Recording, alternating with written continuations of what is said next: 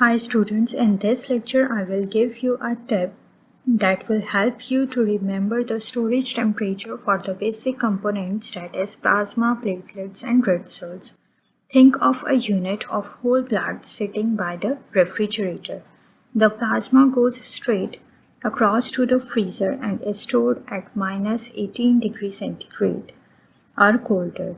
The red cells goes across into the bottom of the refrigerator and is stored at 1 to 6 degrees centigrade.